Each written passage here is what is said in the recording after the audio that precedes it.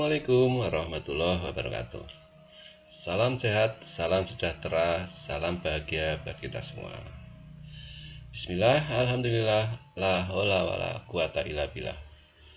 Sahabat yang dirahmati Allah, ada kisah wali yang namanya tertera di Lauhul Mahfuz sebagai penghuni neraka.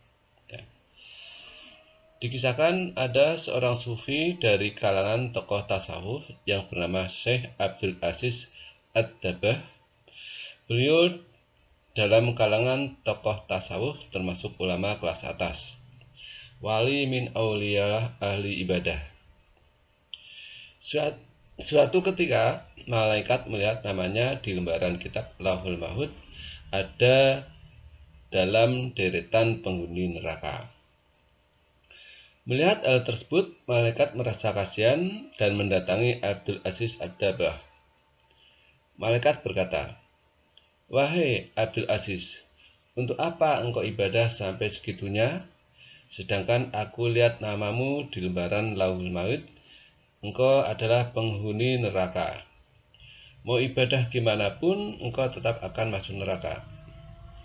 Kemudian Abdul Aziz menjawab, "Wahai malaikat surga dan neraka, bukan urusanku. Aku diciptakan Allah Subhanahu wa taala hanya untuk beribadah kepada Allah Subhanahu wa taala. Sebagaimana Allah Subhanahu wa taala berfirman, tidaklah aku ciptakan jin dan manusia kecuali hanya untuk beribadah kepada aku. Mau aku masuk surga atau neraka, itu hanya Allah Subhanahu wa taala. Subhanallah, benar-benar ikhlas dalam beribadah." Kemudian malaikat kembali ke Lauhul Mahfuz dan dilihatnya namanya dirubah oleh Allah Subhanahu wa taala menjadi penghuni surga. Sebab Allah berhak menetapkan kitabullah.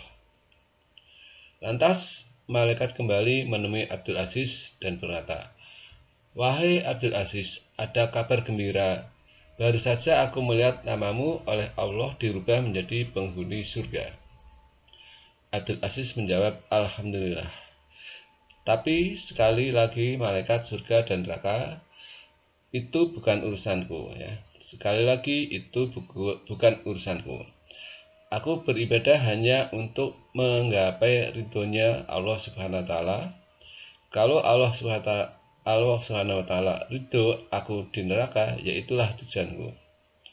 Malaikat pun takjub dengan keikhlasan Abdul Aziz dalam beribadah dan berkata, "Wahai Abdul Aziz, keikhlasanmu inilah yang membuat Allah ridho dan merubah namamu menjadi penghuni surga." Lantas Abdul Aziz bertanya kepada malaikat, "Kalau ikhlasku tadi yang membuat Allah ridho kepadaku, lalu kira-kira dosa apa yang membuat Allah Subhanahu wa taala murka kepadaku sehingga aku menjadi penghuni neraka?" Kemudian malaikat bercerita, "Engkau ingat ketika engkau masih kecil, ketika umurmu sekitar 15 tahunan, engkau ingat ketika engkau tidur di kamar tidurmu, kemudian engkau mendengar suara langkah kaki ibumu menuju tempat tidurmu untuk menyuruhmu membeli sesuatu di pasar. Karena engkau mendengar suara langkah kaki ibumu menuju kamarmu, lalu engkau pura-pura tidur padahal engkau sudah bangun, agar engkau tidak disuruh pergi ke pasar. Ketika ibumu membuka pintu kamarmu dan melihatmu masih tidur, ibumu merasa kasihan dan tidak jadi menyuruhmu ke pasar. Sebab engkau bohongi ibumu, Allah Subhanahu wa taala murka dan menjadikan namamu sebagai penghuni neraka." Mendengar cerita dari malaikat, Abdul Aziz pun beristighfar mohon ampunan kepada Allah Subhanahu wa taala.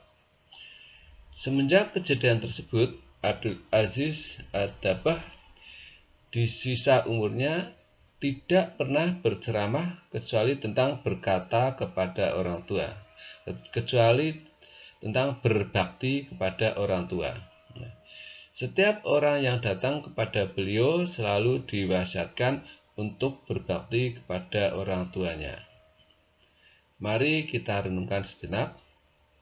Padahal beliau hanya pura-pura tidur. Lalu bagaimana yang sampai membentak ibunya? Bagaimana yang sampai memasangkan wajahnya kepada ibunya? Yang mengeraskan suaranya di depan ibunya? Yang sampai tidak memberi nafkah? Dan bahkan yang sampai membuat menangis ibunya? Bagaimana kira-kira nasibnya? Mari kita belajar bersama-sama untuk lebih berbakti kepada orang tua, ya, supaya orang tua kita itu akan memberikan ridhoan kepada kita. Ya, berbakti kepada orang tua kita, baik yang masih hidup ataupun yang telah wafat. Jangan meremehkan dosa kecil, dikhawatirkan di situ ada murkanya Allah Subhanahu wa Ta'ala. Jika tangan kita masih sulit untuk berbuat baik kepadanya, maka ringankanlah lisan kita untuk senantiasa mendoakan kedua orang tua kita. Semoga Allah Subhanahu wa Ta'ala mengampuni semua dosa-dosa orang tua kita. Amin. Allahumma sholli wa sallim ala Sayyidina Muhammad wa ala ali Sayyidina Muhammad.